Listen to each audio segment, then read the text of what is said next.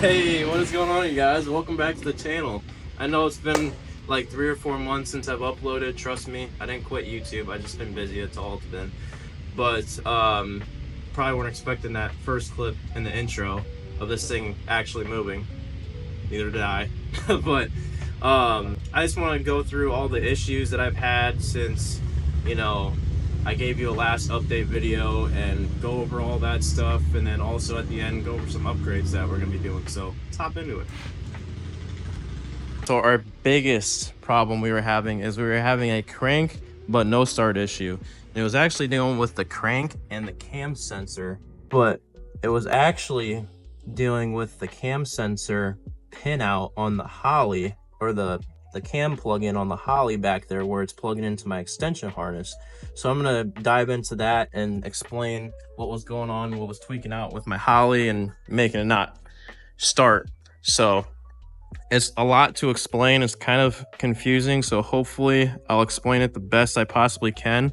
I'll also drop the clips that I got from when I was working on it in the video as well. All right, so for reference, guys, I'm just going to show you what the Holly lights do on startup.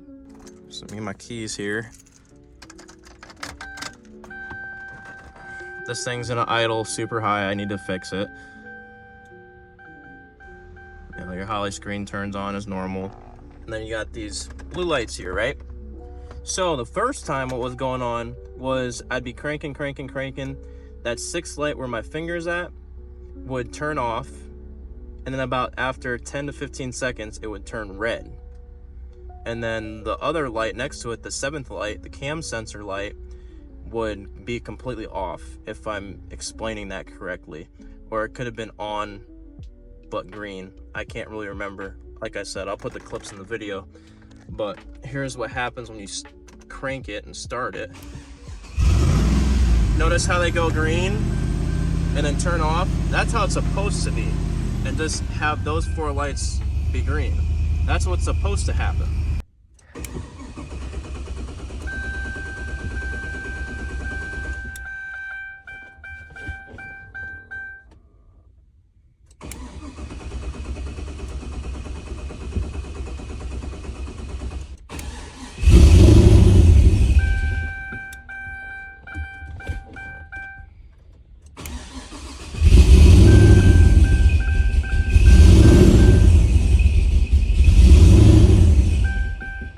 So for the very first part of diagging this, I contacted my tuner. I was like, hey man, I'm having all sorts of cam and crank sensor issues.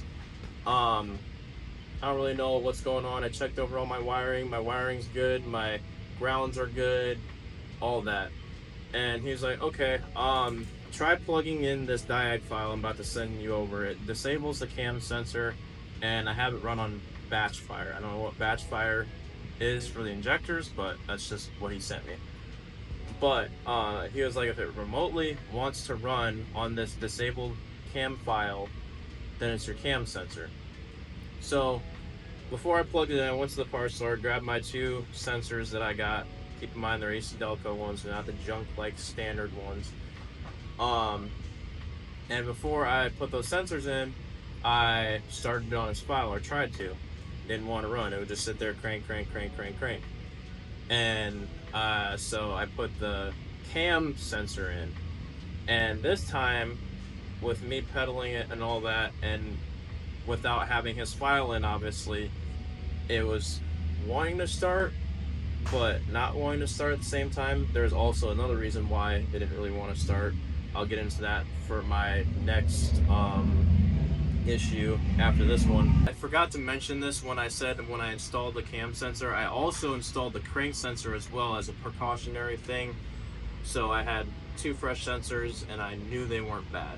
I mean, you can still get a bad one from the parts store, it doesn't matter, but you get the idea. So long story short, I put 2 fresh sensors in with my base file. It still didn't run, so I was like, okay, I gotta do some brainstorming. After all of the brainstorming I did, forum digging, and just endless research, I couldn't really find anything. So I hit up my good buddy and I told him the issue that I was having, right?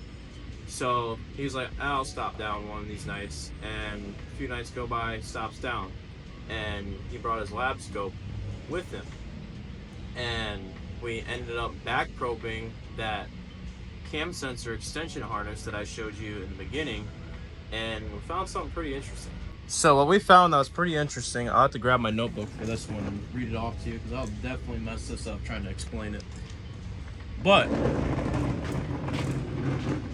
when we were back probing it, we saw that the signal was getting a 12 volt constant onto the signal side, and the waveform wasn't doing anything because it was sending 12 volts to the signal side, not wanting to communicate to the ECU. So after we saw that, Scott was like, okay, let me look up and see what the pinout is for the cam sensor for LS1 to LS2, because this harness that I have from Holley is an LS1 harness. That's just the part number that came up when I got it, so there was nothing I can do for the 24X system. But he saw that the pins were actually flipped around, going off the form that we seen.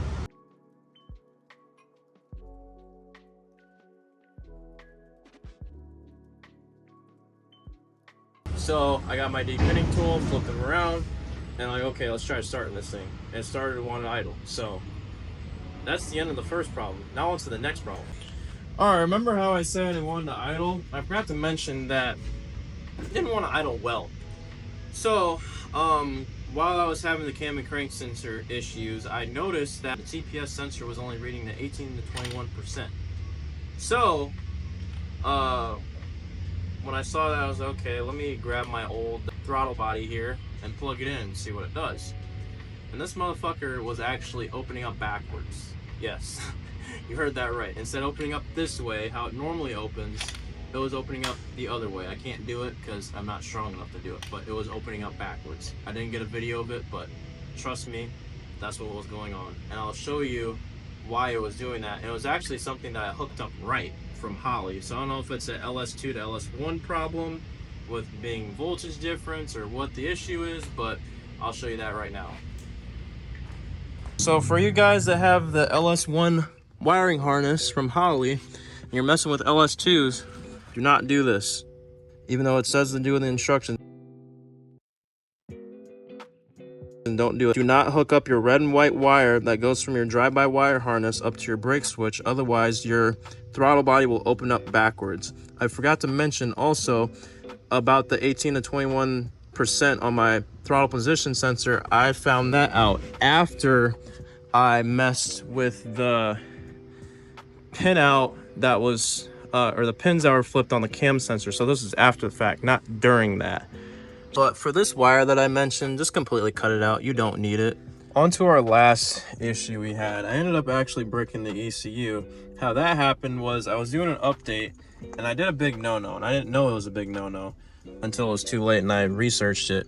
Never ever hook up a splitter cable, a Y splitter cable, when you're doing an update. Always do it from the handheld, not with, you know, this going to the handheld and then this going to the CAN to USB to your computer. I'm like 99.99% sure it will brick this every time, unless it's not 99% of the time, it's like 80% of the time. You might get lucky, but do not ever use a splitter cable in between when you're doing updates. I might end up making another video on the process I did to unbrick my Holley. If you guys are interested in that, just let me know in the comments. All right, so on to our last thing here. Well, second to last thing. When I started driving this the first time, I only made it to like right there in the driveway, but I kept having issues with popping O-rings where my injector sat into the fuel rail. And why it was doing that was because if you notice, okay, you see, let me see here, there we go, these little rib deals where my fingers are off the intake, right? Get my camera to focus in right there, and you see how the bolts are really close to that. It was actually, this bolt was leaned up against here and it was changing the injector angle, so that's why it kept popping those O-rings. So for the guys that have this intake, you have to gently pry these up so that bolt right there on either side that connects to the feet down here of the fuel rail don't interfere with the rib on the intake, causing your injectors to leak. Another tip I give you for anyone that's installing injectors the first time, this is just what I did. Lightly tap the fuel rail evenly down it with a dead blow hammer and make sure they seat inside there as far as they can go. But yeah, so far so good. I haven't had an injector leak since I've done that. Now on to what we have on the table over here. So you can tell we got some brake stuff on here. Got rotors in the box, pads right there, and then some stainless brake lines we're going to be putting on this. And on top of that, we're going to be changing our fluid out to .5.1 to be safe and all that. But anyways, thanks for watching the video. Hope you enjoyed. Make sure you like, share, and subscribe, and we'll be back with another one.